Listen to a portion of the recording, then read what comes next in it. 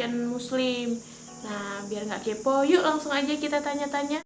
Rumble like a crazy, rumble like a crazy, rumble like a crazy, rumble like a crazy, rumble like a crazy, rumble like a crazy, rumble like a crazy, rumble like a crazy, rumble like a crazy, rumble like a crazy, rumble like a crazy, rumble like a crazy, rumble like a crazy, rumble like a crazy, rumble like a crazy, rumble. Ini kita udah sama-sama owner dari Tata Collection. Nah, buat kalian yang kepo, yuk kita tanya-tanya sama kakaknya. Hai Kak, gimana kabarnya? Hai, alhamdulillah kabarnya sehat. Oh ya nih, kan teman-teman belum pada kenal nih Kak. Boleh Kakak memperkenalkan diri gitu sama teman-teman semuanya? Oh, oke. Kan ada pepatah ya yang katanya tuh nggak kenal maka tak sayang kan? Iya, bener Oke, banget tuh Kak. di sini di sini nama saya Vita Septiana. Saya sebagai owner hijab dari salah satu brand yang bernama itu Tata Collection. Iya Kak, boleh tanya nggak nih? Kira-kira bisnis ini Kakak mulai dari tahun berapa sih Kak? Awal mulanya itu? Mulai bisnis itu brand collection-nya sendiri itu aku mulai baru-baru sekitar setengah tahun lah dari bulan apa baru banget dari 2020 akhir kayaknya. Terus kira-kira apa sih Kak awalnya gitu yang membuat Kakak jadi termotivasi atau ada inspirasi gitu mau buat usaha ini nih Kak gitu? Boleh diceritain nggak? Jadi emang ya kalau awalnya aku emang hobi, aku punya hobi, punya minat banget di dunia bisnis. Jadi emang dari kecil tuh suka banget yang namanya bisnis. Terus yang memotivasi tentu ingin kayak bikin orang tua bangga, keluarga bangga gitu ya. Kira-kira Kak awal mulanya gitu kan udah buka brand gitu. Respon masyarakat gimana sih Kak dengan Kakak buka brand ini gitu? Dari teman-teman atau bahkan tetangga-tetangga gitu gimana Kak?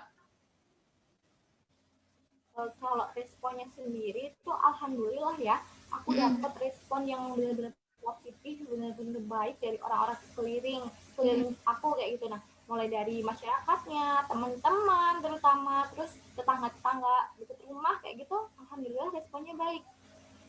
Terus nih Kak, kalau modal awal nih Kak, mau bangun usaha kayak Kakak gini berapa sih Kak kira-kira budget awalnya gitu? Modal ya. Iya. Kalau modal tuh dulu nggak besar. Yang penting tuh kita ada kemauan dan nekat. Itu Iya. sih. Kalau masalah modal tuh inget dulu tuh aku dikasih uang tuh 300.000. Iya, iya. Tapi kalau untuk biaya operasional sendiri gitu Kak, kalau sekarang kira-kira berapa sih Kak? Kayak dari beli bahannya atau peralatannya gitu Kak, kan butuh banyak peralatan gitu ya Kak ya? Kalau dari biaya operasionalnya aku nyesuaiin ya.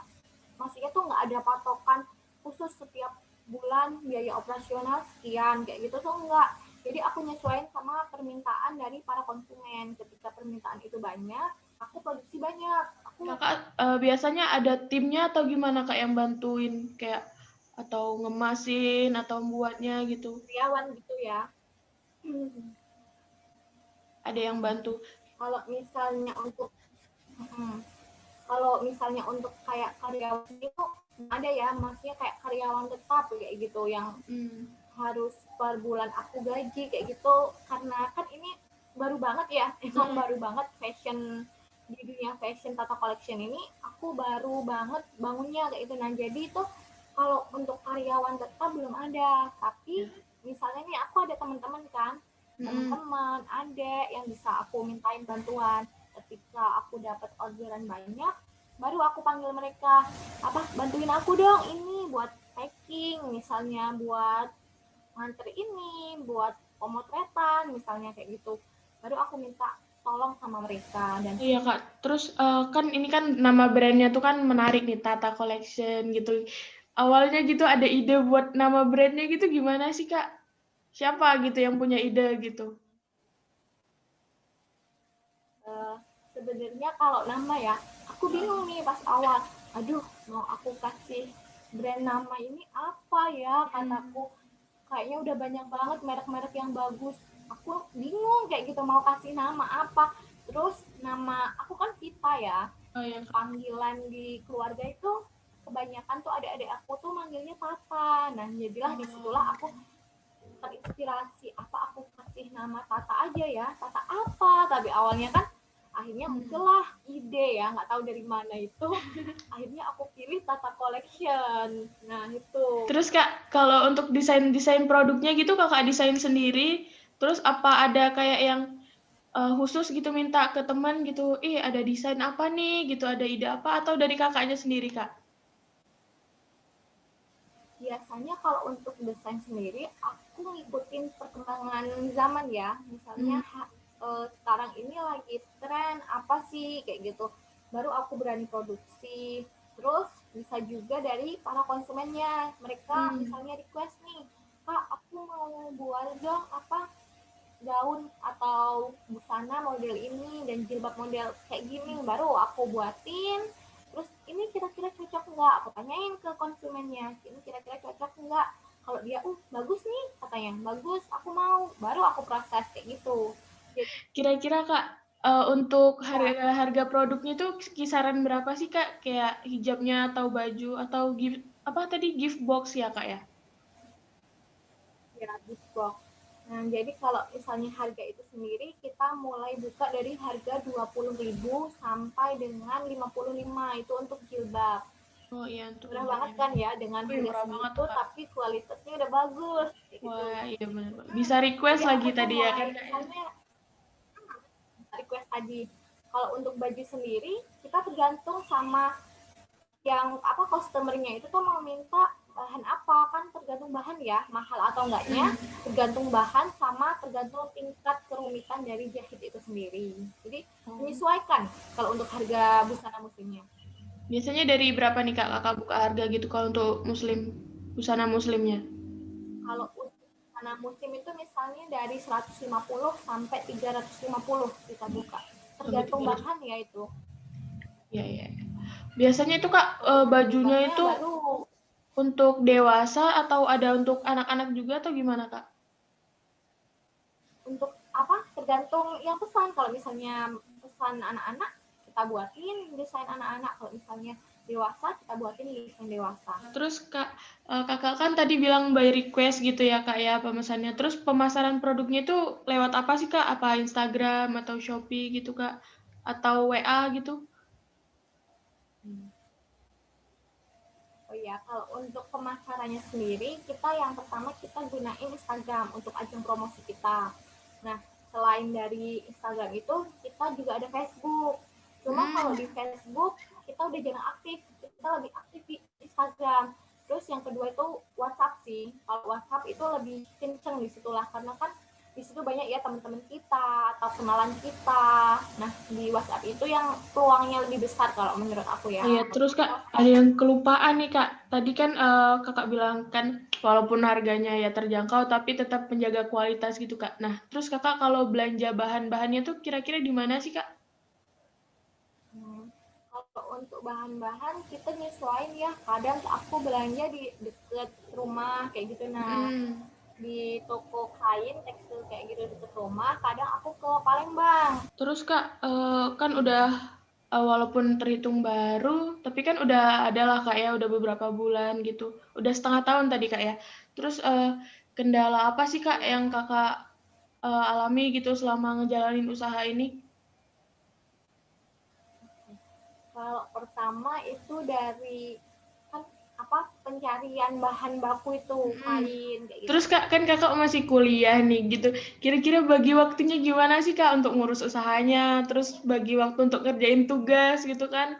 Mahasiswa gini kan pasti tugasnya banyak banget tuh gitu. Gimana sih Kak? Ya. Iya. Oke, kalau untuk pembagian waktunya sendiri, emang ya kalau kita sebagai mahasiswa tuh banyak banget, apalagi udah mahasiswa tua kan ya. Iya. Mahasiswa tua itu udah tugasnya banyak, pikirannya udah, aduh. Jadi apa ya? Karena bisnis ini emang hobi aku kayak gitu. Jadi emang bisnis ini hobi aku, jadi aku tuh ngejalaninnya tuh enjoy, relax kayak gitu. Nah, jadi aku senang aja ngejalaninnya. Bagi waktunya pun kayak gini, misalnya siang nih, misalnya ada jam kosong nggak kuliah kan. Kalau namanya orang kuliah tuh nggak full setiap hari kayak orang sekolah ya, hari Senin sampai Sabtu kayak gitu kan. Iya, Enggak, Kak. kita kuliah kan pasti ada hari-hari tertentu, cuma hari apa kuliah, sisanya libur. Nah, di libur itulah aku tuh mulai nih, misalnya produksi bagian, misalnya nanti kita buat iklan, aku buat di situ. Jadi aku nempatin buat ngurus semuanya tuh pas jam-jam libur kuliah. Dan untuk tugasnya kan biasanya ngerjain tugas itu pas waktu libur kuliah kan. Nah, buat aku ngerjain tugas itu pas malam. Jadi aku ngerjain tugas segala macam itu urusan kuliah tuh malam. Kalau siangnya pasti aku sana lah, kesini lah, ngurus ini, ngurus itu, baru kayak gitu. Hanya sana sini dari tadi. Boleh tahu nggak, Kak, kira-kira sekarang omsetnya berapa sih, Kak, yang didapat dari usaha Kakak ini? Kalau untuk omset sendiri tuh kita belum bisa netep ya, kan namanya aja masih ya baru-baru kayak gitu kan. Jadi masih kadang naik, kadang turun untuk omsetnya sendiri. Jadi kalau misalnya omset belum netep kayak gitulah, mungkin bisa lah kalau sebulan itu bisa sampai 1 sampai 2 juta. Soalnya kita emang baru jadi jilbab ya. Ya. Kalau keseluruhan gitu, Kak? Belum, paling sekitar sampai 3-4 lah ya. Kak, kan kita lagi ada pandemi gini. Kira-kira ada dampaknya nggak, Kak, ke usaha Kakak? Atau dampak negatif atau dampak positifnya gitu, Kak? Kalau untuk dampak, ada sih, ada pengaruhnya. Karena kan kita kan kuliah bukan di rumah ya. Awalnya kan kita kuliah di Indonesia. Tentunya kan banyak nih kenalan kita, kayak teman-teman kampus kayak gitu kan banyak. Nah, yang jadi kendala maksudnya dampak dari pandemi ini mungkin dari segi penjualan. Kalau misalnya seharusnya nggak ada pandemi nih, kita bisa jualan di kampus juga, banyak teman-teman misalnya yang mau beli kayak gitu. Nah, tapi karena pandemi mungkin sedikit berkurang customer aku, jadi cuma kebanyakan yang beli dari orang-orang dekat kayak gitu. Nah, maksudnya nggak sampai keluar kota, baru orang-orang yang ada di daerahku kayak gitu. Oh iya, Kak. Terus bisa dikasih tahu nggak ke teman-teman apa sih kelebihan usaha Kakak ini dibandingkan yang lain nih? Kira-kira apa? Kelebihan usahanya menurut aku tuh karena aku produksi sendiri ya. Jadi kualitasnya tuh emang aku jamin kayak gitu. Aku nggak ambil kualitas barang yang kira-kira berkualitasnya rendah kayak gitu. Jadi aku ambil yang kualitas bagus untuk dipasarkan kayak gitu. Kelebihan dari itu. Sama satu lagi kan kalau aku bisa request ya, request dari orang-orang, maksudnya dari para customer. Jadi enaknya tuh dari kelebihan dari bisnis aku tuh mereka bisa request sesuai permintaan dari mereka sendiri kayak gitu. Terus Kak, ini kan setelah nonton ini nih Kak, nanti misal banyak teman-teman yang pengen pesen nih, terus pesennya bisa kemana Kak? Ada outletnya atau online Kak? Ada, kalau untuk IG juga bisa nanti lewat DM, kemudian bisa juga nanti WhatsApp, terus ada juga Shopee, seperti yang tadi aku jelasin. Oh ya Kak, terakhir nih Kak, ada tips dan trik nggak sih Kak buat kita-kita nih yang kalau misalnya mau mengikuti jejak kakaknya gitu, mau mulai usaha gitu Kak? Sebenarnya bukan ngajarin nih ya, karena aku kan emang maksudnya belum jadi, maksudnya usaha aku tuh belum besar kayak gitu, nah belum kayak yang lain gitu. Jadi paling aku juga sambil belajar ya, dia sama-sama belajar kayak gitu. Trik dan ininya tuh menurut aku yang pertama mulai. Kita harus mulai dulu, semangat, pantang menyerah kayak gitu. Nah, intinya itu. Ada kemauan dalam diri kita kalau kita tuh bisa kayak gitu. Jadi harus. Nah teman-teman, itulah kegiatan tanya-tanya sama Kak Vita, owner dari Tata Collection. Tentunya banyak sekali pelajaran dan sangat menginspirasi kita untuk mulai berwirausaha. Nah Ingat kata Kak Vita tadi, untuk berwirausaha kita harus berani memulai, tetap semangat, dan pantang menyerah.